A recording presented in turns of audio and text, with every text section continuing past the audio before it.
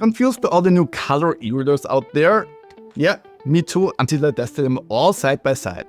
So in this video, we are going to break them all down. The Kindle Colorsoft, both the Signature and Standard editions, the Kobo Libra Color and Clara Color, the Boox Go Color 7 Gen 2 and Palma 2 Pro, the PocketBook Era Color, Verse Pro Color and InkPad Color 3, and the Bigme B7. To save you time, I'll start with the conclusion, just in case you're here for the quick answer. Before we get into the detailed screen comparison, software breakdown, and battery testing. There isn't one perfect color e-reader, but there are great options depending on what you're looking for. So let's break them down by use case. If you're looking for the most comfortable and easy to use color e-reader and don't mind the Amazon lock-in effect, the Kindle Colorsoft Standard Edition is the best pick. After Amazon fixed the discoloration issue that affected the Signature edition at launch, the Colorsoft now has one of the best looking 7-inch color e-ink displays. With well-balanced color saturation, excellent front-light performance, great contrast levels, and that familiar Kindle interface that's clean and simple to navigate. The Signature edition is also a decent choice if you listen to a lot of audiobooks and want the most comfortable experience, since it doubles the storage to 32 gigs and that's both wireless charging and automatic front-light brightness adjustment. Amazon's biggest advantage, though, is content. With Kindle Unlimited and Comixology integration, you get easy access to a large comic library at a relatively low monthly cost. And the panel view feature makes reading comics on a 7-inch screen surprisingly manageable. The trade-off, as always with Kindle, is the closed ecosystem. Like with most subscriptions, you don't actually own the content. And while sideloading ebooks is possible, Audible audiobooks are completely locked into Amazon's system. If you'd rather avoid all of that and want a more independent, open and flexible system, the PocketBook Era Color is the best choice. It also features a 7-inch screen with decent color performance and, like the Kindle Colorsoft Signature Edition, it supports wireless charging, but only if you pick up the matching folio cover. But the real standout here is the built-in Libra app, which gives you direct access to public libraries around the world. On top of that, it supports a wide range of file formats, offers many pre-installed dictionaries, and includes a built-in speaker for side-loaded audiobooks and music, as well as for the new accessibility screen reader, and not to forget, the customizable physical buttons give you a tactile reading experience that many people still prefer.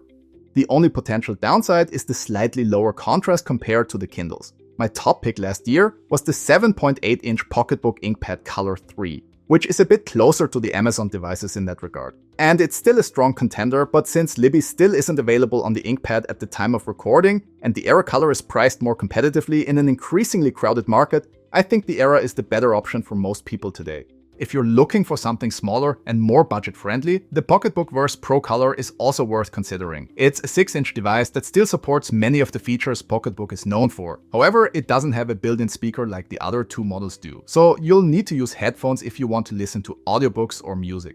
If you're looking for the most versatile device overall, the Boox Go Color 7 Gen 2 is the best pick. It runs Android 13 with full Google Play support, so you can install apps like Kindle, Kobo, Marvel Unlimited, basically anything you want. It also supports pen input, and while I wouldn't rely on it for serious note-taking, it works well for annotating books. But that flexibility does come at a cost. The Go Color 7 Gen 2's battery life isn't as good, and it's more complex to use than devices from Kindle, Kobo, or PocketBook, and stylus annotations only work natively inside Boox's own app. So even though it's incredibly powerful, it also requires more setup and a few compromises. The Boox Palma 2 Pro is very similar in terms of software and features, but it comes in a smartphone-like form factor. On top of that, it adds GPS and 5G SIM support, though only for data, not phone calls, and it's by far the most portable device in this comparison. That portability, however, comes with its own trade-offs. The 6.1-inch screen has a narrower aspect ratio than the others, which makes reading feel cramped and takes some getting used to.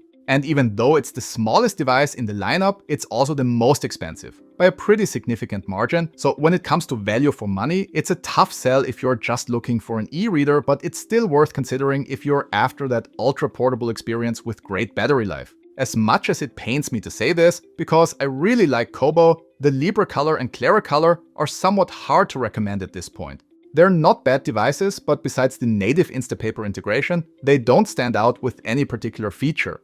They're more open than Kindle, but not as versatile as PocketBook. And now that Boox has added pen input, the Libra has also lost one of its few unique advantages. On top of that, the color performance is noticeably more muted than the competition. So while both devices are decent, there just isn't a strong reason to pick them over the others right now. And then there's the Bigme B7. On paper, it looks like the ultimate color e-reader. Bigme even calls it a phone tablet because it has SIM card support and, unlike the Boox Palma 2 Pro, can actually make phone calls. But that's kind of the issue. It tries to be everything at once, a phone, a tablet, and an e-reader, and as a result, it doesn't do any of those things particularly well. The spec sheet is impressive, but the software feels unpolished. Battery life is the worst in this comparison, and the overall user experience is underwhelming. It just lacks polish. A lot of it.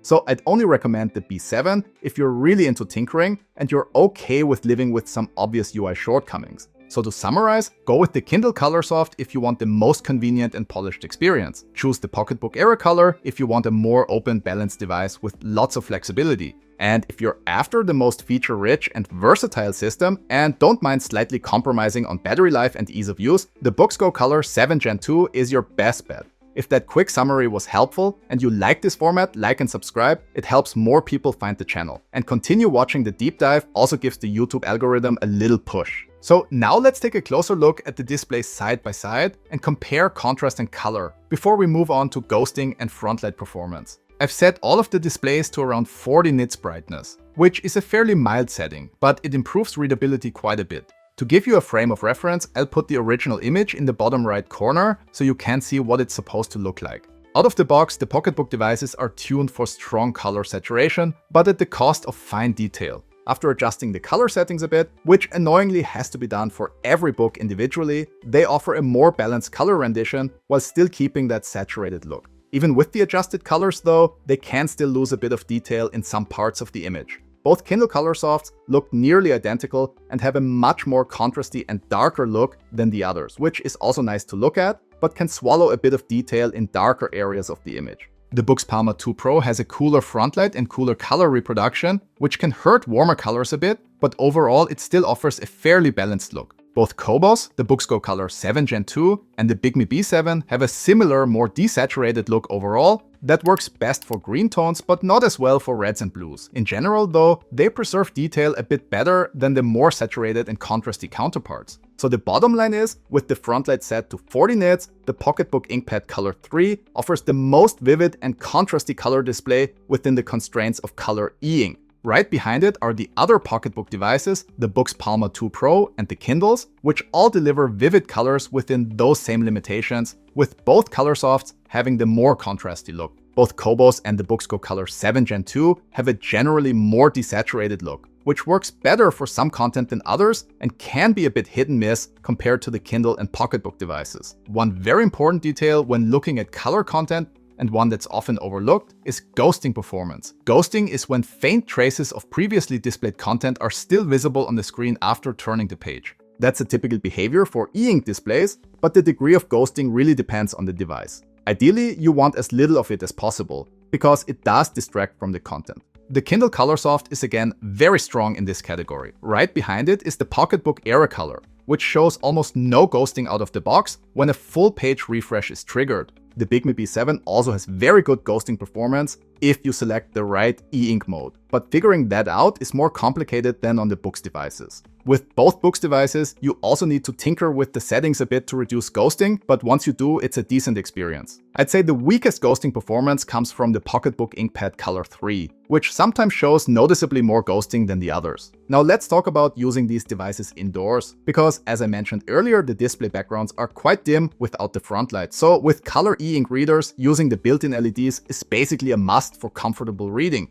Personally, I don't mind that. Even on black and white e-ink devices, I usually have the front light on during the day. Just enough to brighten up the background, around 30 to 40 nits is already enough to noticeably improve readability. That said, sometimes you might want a brighter setting, and maximum brightness does vary quite a bit between devices. The Kindle Colorsoft is once again ahead of the competition, reaching up to 150 nits. Kobo comes in second with 120 nits. Followed by the Boox Palma 2 Pro with 111 nits and the PocketBook Verse with 100 nits. The PocketBook InkPad Color 3, Era Color and Boox Go Color 7 Gen 2 reach 65, 62 and 72 nits respectively, which is still bright enough to further improve readability. The Bigme B7 has the weakest front light, maxing out at just under 40 nits when using only the cold white LEDs. You can increase the brightness by mixing in the warm LEDs, but doing that affects color accuracy. Of course, that's true for all of these devices. Once you start adjusting the color temperature, which they all allow you to do, the image becomes warmer, but color fidelity starts to drop. The difference is that the other brands don't require you to mix in warm light just to reach higher brightness. The color temperatures also vary quite a bit between models, as you can see in the spectrometer measurements I took. But just to be clear, there can be noticeable variation even within the same model line. So if your unit doesn't exactly match what I measured,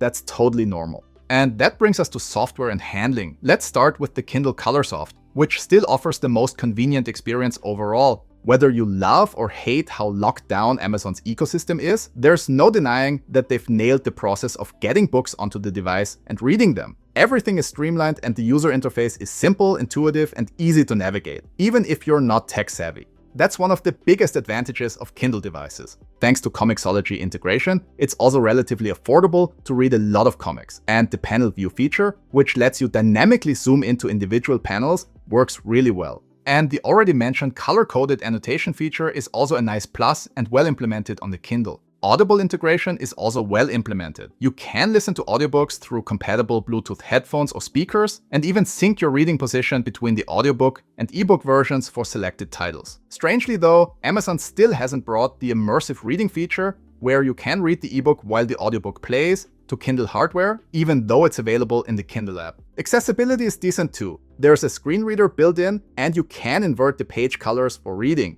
The only downside is that you can't invert the entire UI, so if you open menus, you'll still get the default light interface, which can be a bit annoying. Of course, the biggest limitation, as mentioned earlier, is the closed ecosystem. Getting content from outside the Kindle system onto the Colorsoft isn't very convenient, and with audiobooks, it's not even possible. If you want to view color content that's not from Amazon, you have to send it via the Send to Kindle web app. So while it's a great device if you're sticking exclusively with Amazon, it can be very frustrating if you want to use other sources too. That's exactly where PocketBook shines. These devices are basically the opposite of Kindle. Yes, PocketBook now requires a user registration, but only if you connect to Wi-Fi during the first setup. Connecting to Wi-Fi later lets you skip the mandatory registration for now, but even with that, the overall experience is way more open. You can buy content from the built-in store or just use the browser to visit other ebook sites, sync files using Dropbox, which makes transfers super quick and convenient, or you can send files directly via email. And there's also cloud integration that's also accessible through the browser on the PC. And USB-C transfer is available too, of course.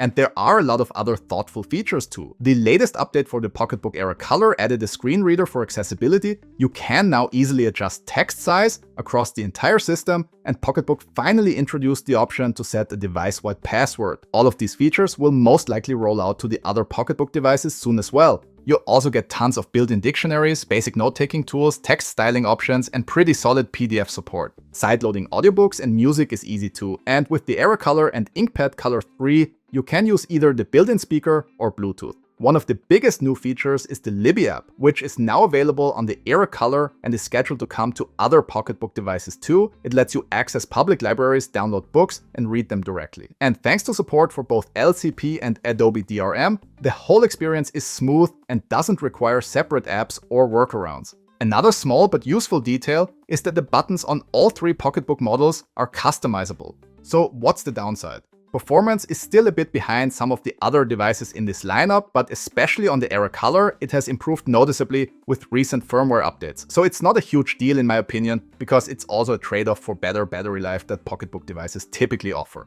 So just something to keep in mind. And if you're into annotating books, then the PocketBook devices aren't the best choice, despite the pretty extensive feature set, because compared to Kindle and Kobo, the text cursors are a bit fiddly to use. The one thing I still miss is a microSD card slot. Instead, we got IPX8 water resistance, which is certainly nice to have. But personally, I'd rather have the option for expandable storage, especially on a device that handles both audio and color files. That said, most devices in this comparison don't offer that either. Kobo is also easy to use, and I actually like the minimalist UI a lot. But it's not as open as PocketBook, it doesn't offer as many features, and when you compare it directly with the others, the devices just don't really stand out anymore. Even the Libra Color's pen support doesn't hold up when you compare it to the Boox Go Color 7 Gen 2's pen support. That said, Kobo still does a great job with annotations and has decent notebook features for a non-Android device in this category. The biggest disappointment for me though is Kobo's PDF support. On the Color e-ink device, I expected more.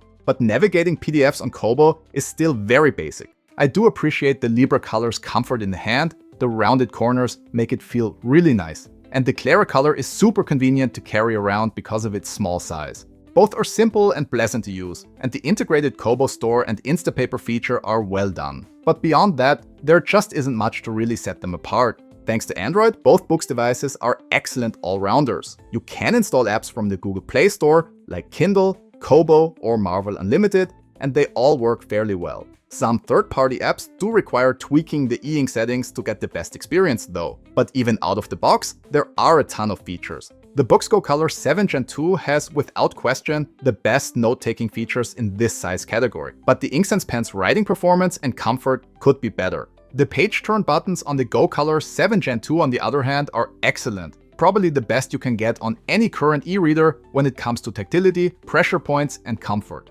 The Palma 2 Pro is the most convenient option if you need something truly pocketable. It pulls that off without sacrificing too many features and even supports pen input. But the narrow screen aspect ratio does make reading ebooks and comics less comfortable. And some features, like specific PDF modes or note-taking templates available on the Go Color 7, are missing here. The most notable downside of both Boox devices is still usability. Compared to Kindle, PocketBook, or Kobo, you'll need to spend more time learning the interface, and it's not as polished and streamlined. There are so many options and settings that it can feel overwhelming. And since there's no built-in ebook store, you'll have to get your content elsewhere. Even though Boox has made efforts to simplify things, it's still a major contrast to the other platforms. These are devices for tech-savvy users, or at least for people who don't mind spending time learning how to best use them.